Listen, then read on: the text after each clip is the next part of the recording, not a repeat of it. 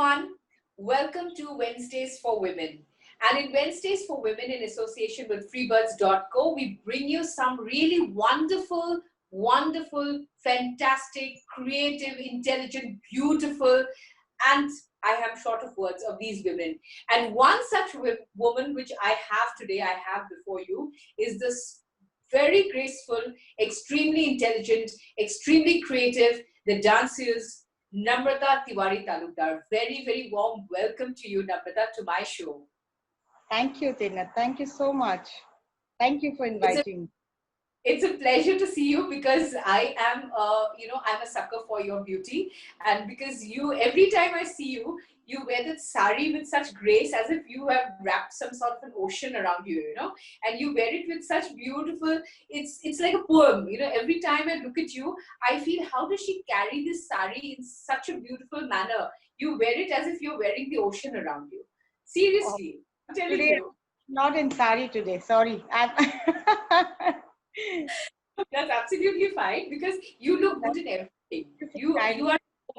You are a woman who has grace, who has intelligence, who has a creativity, and plus you're such a beautiful dancer. I have been to so many of your programs, and every time I'm awestruck at the kind of movements you do. And today you are here with us.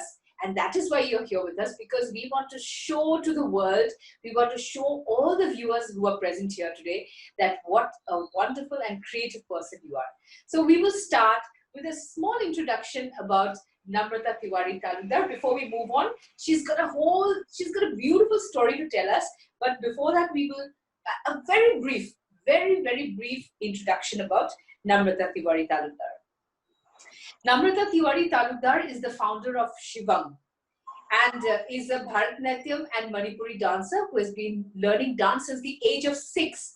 And she's going to speak about her gurus herself. She's a disciple of many gurus. I'm not going to say that because if I say that, it will be a kind of a repetition. And to further enhance her skills, she has again trained under another guru. And she has completed her master's in fine arts in Bharatnatyam from Bharatidasan University.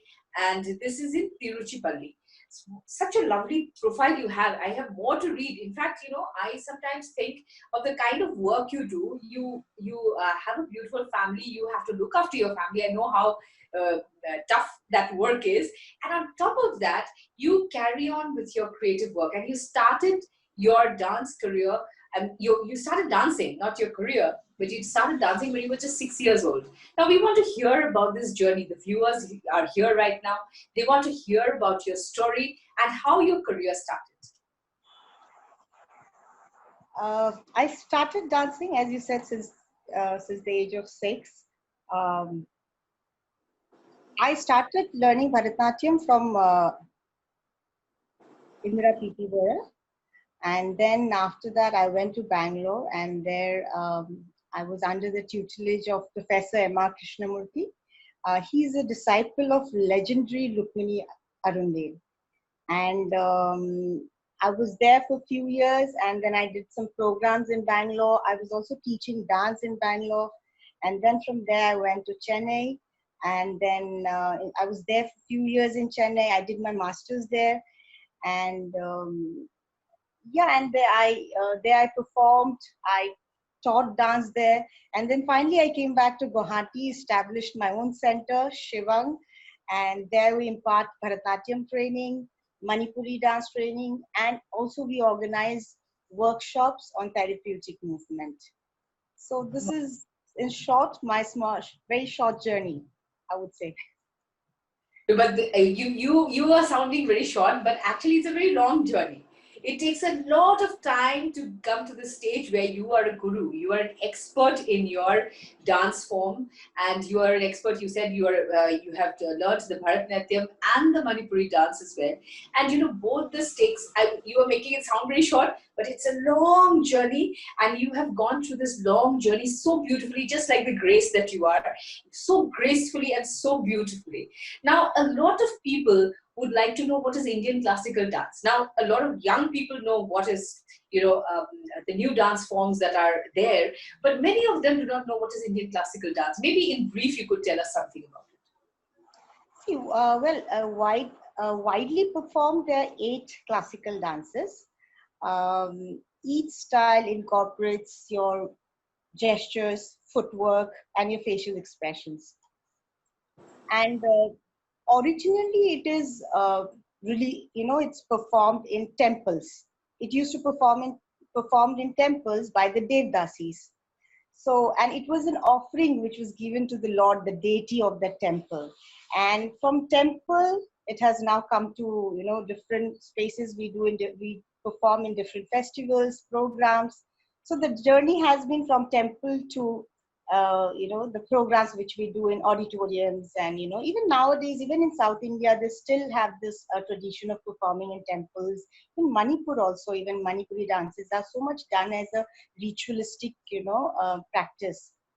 And so this is the whole classical dance is about. If I really, now if you see the other forms of dances, the contemporary forms which has come up, and people are practicing it, definitely that also has a lot of hard work and dedication which is required. But when I really look into the practices, the traditional classical practices which I see, there's so much of depth goes into it, and so much of practices, and so much of history and behind it. So I think, and it demands so much of knowledge of philosophy. Need to know the scriptures, the mythology. So the music, you need to know the music so well for our classical dance. You need to have a good idea about it. So it's not just about performing few, steps and coming. There's so much of work goes behind, So I think this is this, and I continued pursuing dance because I felt the great impact of it in my life and in my mental health. So I would definitely, encourage the youth to come, and, and there are a lot of children who are dancing. They come to my dance school and they get benefited out of it. Wow.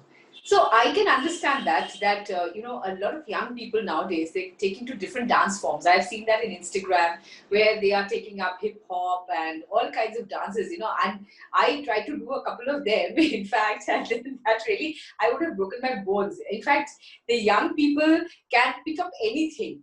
And then how do you think, Namrata, that young people are taking to classical dance? Are they taking it up? Because I can see a lot of people taking up other dances, and this they do by maybe looking at YouTube or something like that. And I feel when you were talking about your guru in the very first instance, that you were learning dance at the age of 6, Namrata, and then you went on with so many gurus. You have had so many teachers in your life.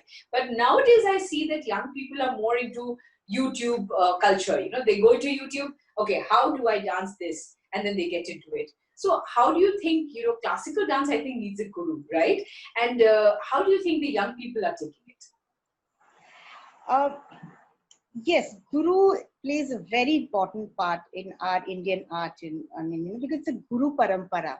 You can't just read a book or see a YouTube, as you said, and just learn the entire form. And it takes a lot of time. Because, when parents come and ask me, they come to admit their child to a school, they say, ma'am, how long will it take? I say it's very difficult to answer how long it takes. Yes, I mean you can enroll them in any university, and you can finish up the course maybe in 4 years or 5 years. But actually, to learn this whole form, there's no fixed years. I'm still learning. So yes, Guru is must. Guru is must.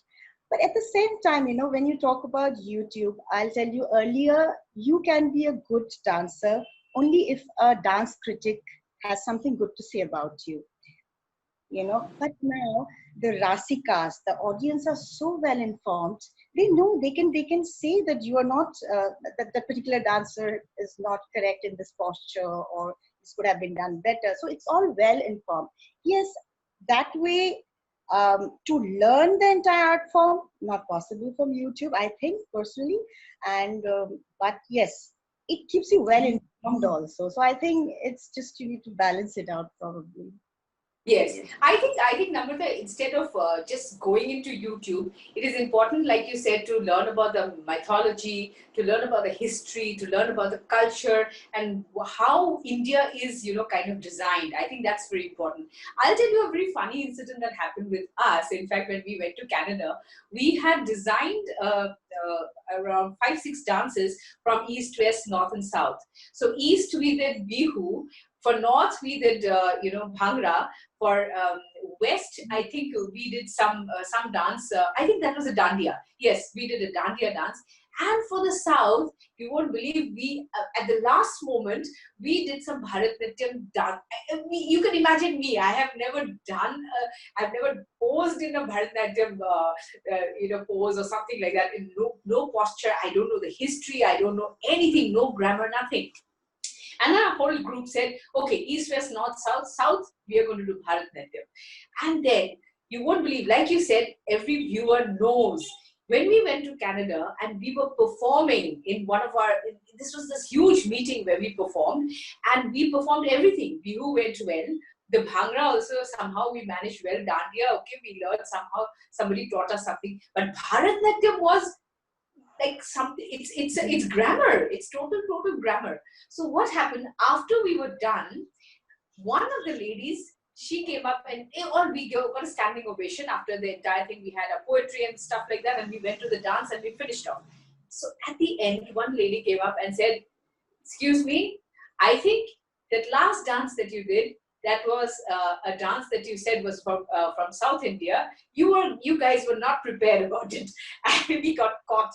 Even a Canadian lady out there could make out we were not well versed in that dance. So I think you cannot just fool anyone nowadays. ये जनता है सब जानता है. So it's like, the viewers, the people know everything. And nowadays we have Google, so you just need to Google about anything. But again, the guru is important. I will always stress on that. Now, coming to another very important thing in your life is you had learned Bharatnatyam, which is, again, such a graceful dance. And then you went on to do something completely different, a completely different genre, that is Manipuri dance. How did your body adjust to it? Like, I dance in the morning, I do one dance, and then I try another one, and my body just cannot adjust to it, How did your body kind of acclimatize to these two dances? Yeah, that's actually, this is the time where I really, I found something about myself. I explored, a lot of things. This was the time when from Bharatnatyam, I switched to Manipuri. Bharatnatyam is a very rigid, as you know, it's a very rigid, it's a very, it has a lot of geometry, it has very precise lines. And Manipuri is again very flowy and very flowy, and it doesn't really have precise lines. So when I came back to Guwahati, that is in 2009, and I wanted to learn another form besides, because I was already trained in Bharatnatyam. I wanted to learn one more dance, and I wanted to experiment something very different from Bharatnatyam. So that's when I thought, let me start with Manipuri. So I was trying Manipuri, but somehow this Manipuri dance, I mean, the quality of movement, I was not able to bring that quality in my body. So, and somewhere I knew this is not about my just body. There was something in my mind which I did not want to experiment with, something different sort of movement, because I'm so used to Bharatnatyam. And that's when I really wanted to explore this body and mind connection, because I knew this was not just about the body, this was about my mind too, which was resisting that quality of movement. So that's when my sister, who is she's an art-based therapist, and she suggested me to do a course on creative movement therapy. And that's where you can really explore how body and mind is connected. And I was very interested in this course, and I went ahead and I did this course. Okay. We would like to see some pictures from your dance. If Jyoti could show some of the pictures. You have some beautiful pictures, and I had been to one of your dance shows where I'd seen you doing the dance. I didn't see you doing the dance performance. Your students were doing the dance performance, in fact. And maybe we can show some of your dance pictures. Jyoti will show this to us. And you look absolutely gorgeous, marvelous. You look like a goddess. Seriously, when I saw these pictures, wow. You are looking like one of those apsaras, you know, when we talk about apsaras, you know, you're looking like that. You're looking so angelic. Where is this, Namrata?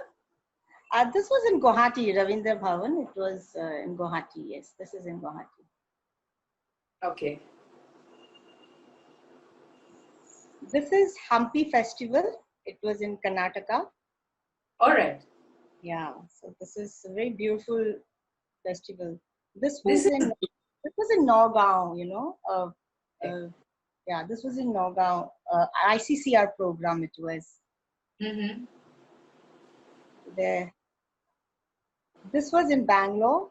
This was a program organized by Kannada and Culture Department. Yeah, so the lovely memories these are. This is in Guwahati again. Yes, just few years back. I think 3 years back. Yeah.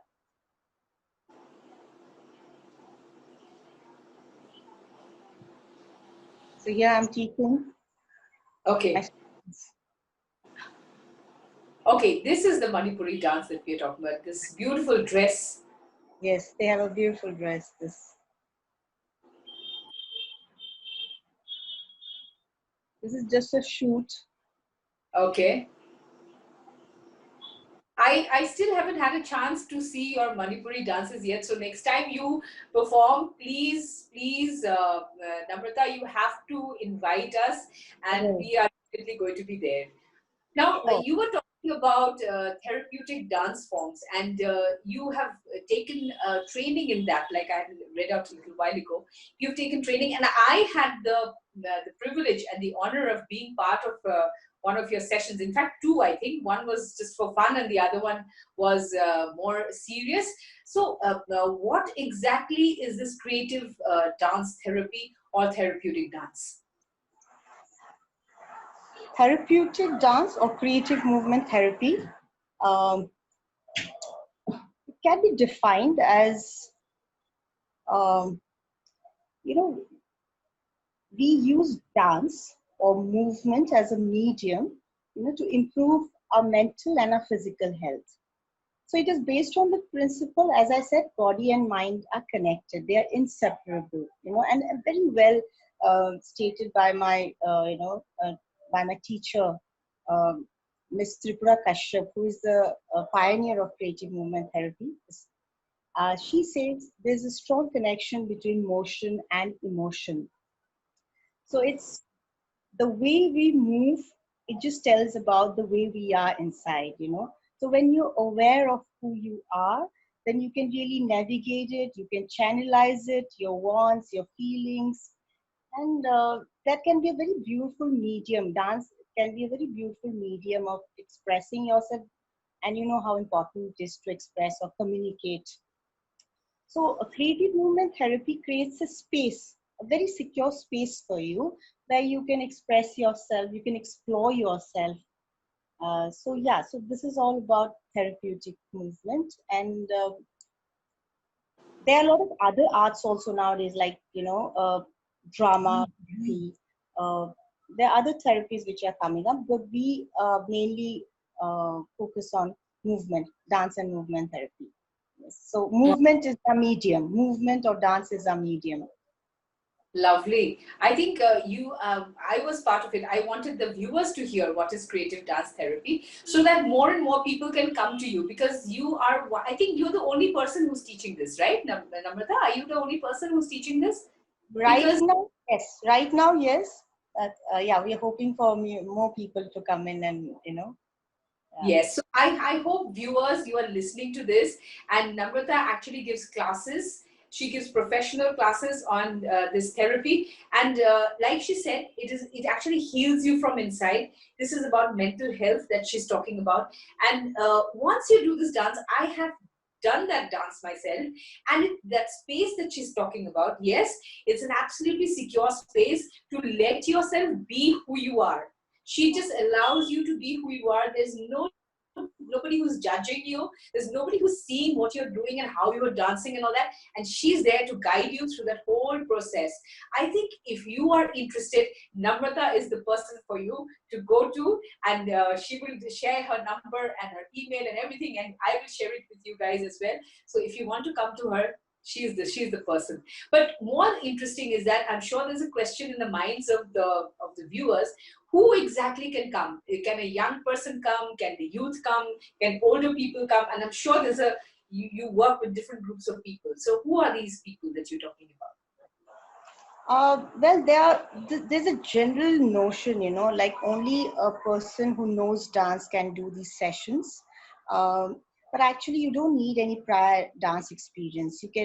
Anybody who wants to just connect with themselves, express, explore, and you can just come and do these sessions. And even sometimes people think with certain mental condition only you need this therapy. But no, this therapy can be done by anyone. And yes, like once they come and join these sessions, they understand it, because this is so experiential. You need to experience it to know what it is. There's a lot of it's like a movement meditation. When if I tell you, you actually need to experience to know what it is. Yeah. So Namrata, during one of the international conferences of Asian Institute of Nursing Education, I saw how you actually trained those nurses in therapeutic dance, and they all enjoyed it so much. There were, I think, there were almost 100 nurses who were there in that area, in that place where they had conducted this particular conference.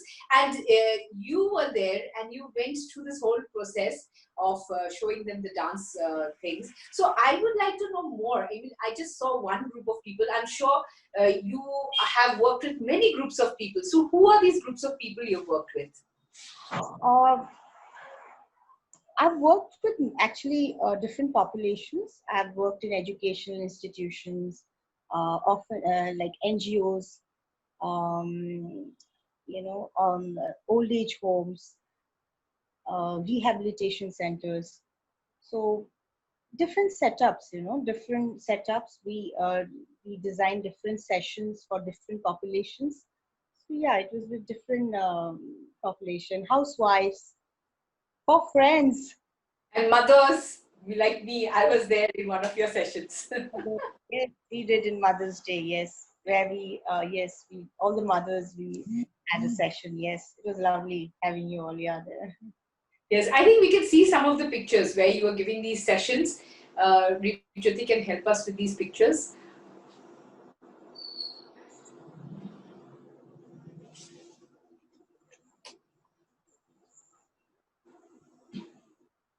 So this was in Brahma Kumari. We were doing a session on International Yoga Day. Okay. So this was a group of, this was in an old age home. Okay. And I'm here. Yes.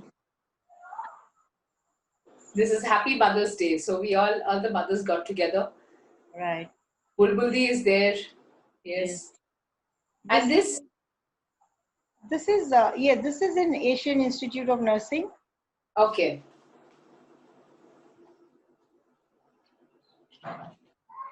Yes. Right. It's the Nursing Institute. Yes, we did that. This is in? This is also in the Nursing Institute. Okay, all right, in the institute itself. This was in MySpace. There was, this is group of people. That's your studio, right? Yes, again. Where we had a chance to also do one session. Yes, so this is, I think, in downtown university. We did session because every year they have a session there. Okay. Lovely. Here as well. Yes, another group of people. had a session together.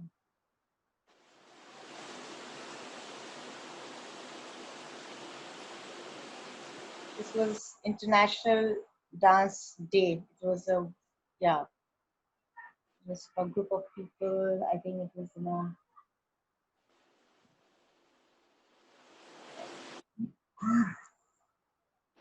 So, what type of activities do you carry on during these sessions, Namrata? Each session is very unique. So it depends on the need of the group. For example, if if we conduct a session for children, we focus on things like concentration, memory, uh, and how to regulate your actions, your thoughts. So we work on that. So if it is a session for, people who come, depends on the need of the people and what they're looking for. So we work on enhancing our body awareness, mindfulness, leadership skills, social skills. So we work on various things. Now it depends on what are the activities we use for, what is our therapeutic goal. We do a lot of mirroring activity. We do uh, movement relaxation techniques. We have few, so we use them. We do a lot of games. We play a lot of mind games, and movement puzzles. We have few. So we do all those, and people really enjoy it, And I just came across one line sometime back, and I love that line. It really suits us, In fact, one of the movement therapists spoke about it. Playing is a serious business for us, and true, it's so true. People come, they play, and they in return, but they take so much with them. They have so much to take back. Yeah. True. So lovely. Everything that you say has such a beautiful story about it. Even when you're talking about your dance, your therapy dance, and everything, it's so beautiful. The way you say. I have to say something more to the audience, to the viewers here about you. This is beautiful. I should say this about you, Namrata. Namrata has been honored with the award of Iconic Woman Creating a Better World for All in 2019 by the Women Economic Forum, New Delhi, for her contribution in the field of dance. She has been appreciated by noted media houses like the Hindu, the Deccan Herald, Assam Tribune, and the Sentinel, to name a few. And she has performed in various prestigious dance festivals of India like the Hampi Festival of Karnataka and the Natyanjali Festival of Chidambaram. She has also performed for prestigious programs organized by the Kannada and Cultural Department of Karnataka and ICCR. And she has been a part of the dance faculty in Shankara Foundation, Bangalore, and also at Krishnaveni Dance School Chennai, where she groomed young dancers. From here, to further spread the universal language of dance, she decided to establish her own center for dance and performing arts, and that is Shivang. Now, we would like to hear more about Shivang, and you have to tell the viewers where it is, how they will contact you, because I'm sure they would love to contact you for their dance sessions. Shivang is a center for performing arts. We impart Bharatnatyam and Manipuri dance training, and we organize workshops, therapeutic movement workshops, art-based therapy workshops. So please do come, join in, take the benefits of different forms of art. It's in Beltola, and yeah, so please do come ahead. And shall I give my number here, as in? Yes, I could. If you don't give it here also, I'm going to give it as when I put up the story, both on social media and YouTube, we'll share your numbers. We'll share your numbers and your contact details, so that they can come down and they can meet you, right? So you teach both Bharatnatyam and Manipuri dance there? Yes, right. Both. Okay. We both Bharatnatyam and Manipuri dance. Yes. All right. So anybody who's interested in either of these dances should see Namrata, right? So I remember one thing, Namrata, you know what?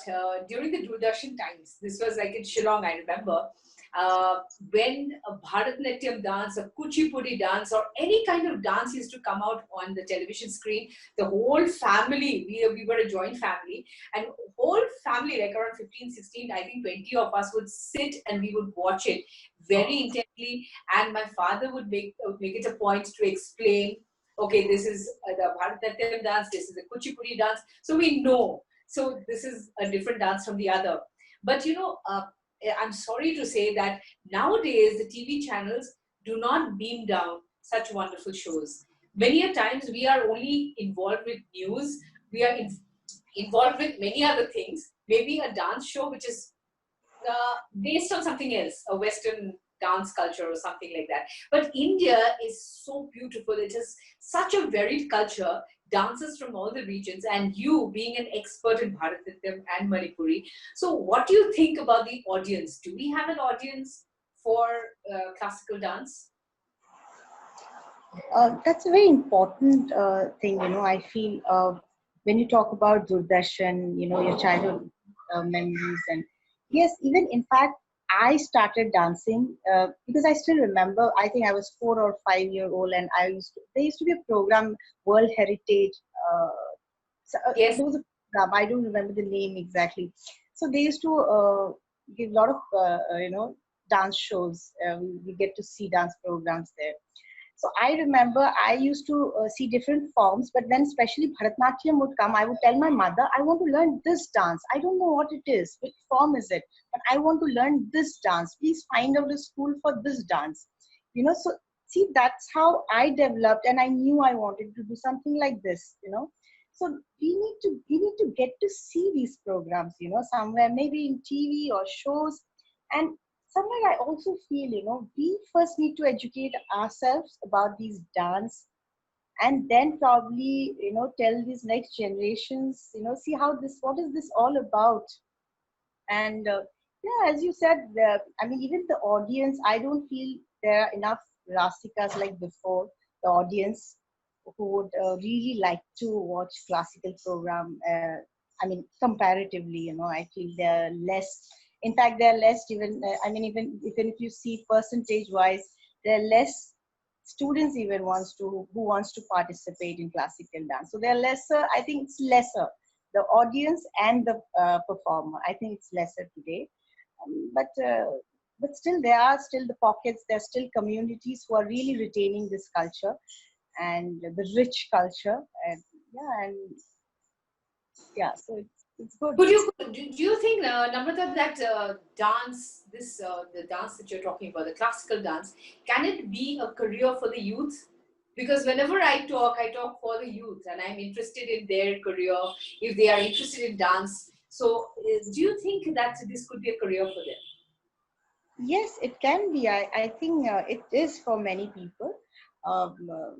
It is, yes, you need to have that passion and which really like drives you for more. It's because this is a little, expensive art, because you see the costume, the jewelries, the music, the instruments used, they are expensive. So yes, in a way, yes, there are little challenges, but I think yet there are a lot of people, because this is more about passion, and if you have that in you, you can make it big. I think yes. Wow, that's a wonderful positive thing that you've said. It can definitely be a career. So anyone who is looking at a career in dance should take the advice of Guru Namrata, at least, and should come to her to take advice, to take the lessons from her. Because I seriously think that anybody who wants to study any form of art should come to a guru. And you have also mentioned the presence of some wonderful gurus in your life, and that is why you are here where you are right now, telling us about the nuances of classical dance, of Bharatnatyam, of Manipuri dance. Before we leave, we come to the final question, and I would like you to give some sort of a message to the young people. A message, just a message from you, because you are an influencer, you're a very inspiring person, and people are inspired by your work, by the kind of career that you have as a dancer.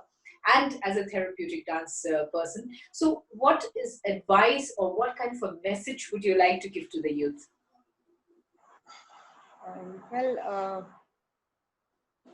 Dancing, I think for me, if I really look at my career, and my life, I see dance had been a way of life for me.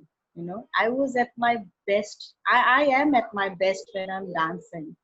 So, and, when I'm dancing, I see, I just think you need to just dedicate. You need to not just always perform.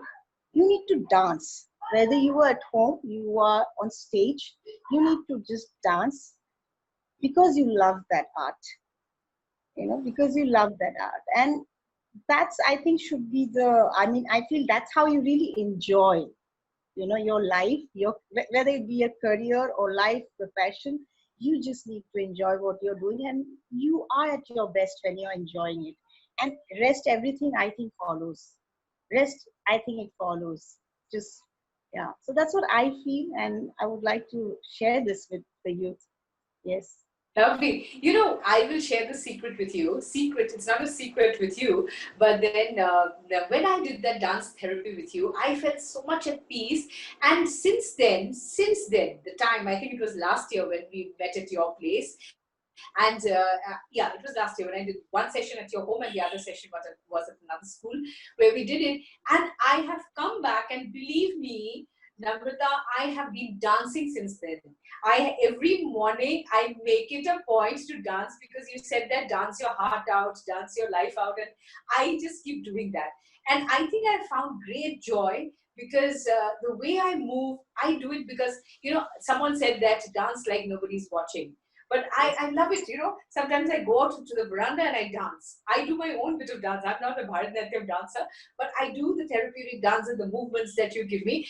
And that kind of gives me this is like a battery boost for me throughout the entire day. And I am at the top level, I just dance at sound of any music. So I think dance is so important for life. Dance is something that is close to my heart, close to yours, close to everyone who loves music. And once the music hits our ears, I think we all have that, kind of a movement, no matter what. You are a classical dancer, I am a jungly dancer. So I think that's how it works. And but we love life. We love our space. We love what you do. And Namrata, I'd like to seriously thank you for coming and spending your time and sharing your journey, your career, and your thoughts with us. So I would like more and more people to come in touch with you so that your calmness, your peaceful nature, your mental health that you exude, which is full of love and peace and cohesion, I want it to rub onto other people like it has for me. When I'm with you, you're like a calming kind of you're like a peaceful breeze of fresh air in my life. And you come and you just sit there and I feel so calm and so good about it. So I would really like to thank you, Namrata. You're an angel, actually. You're an angel. So thank you for coming on to my show and being so beautiful. Thank you so much. Thank you, Namrata. Thank you. Thank you.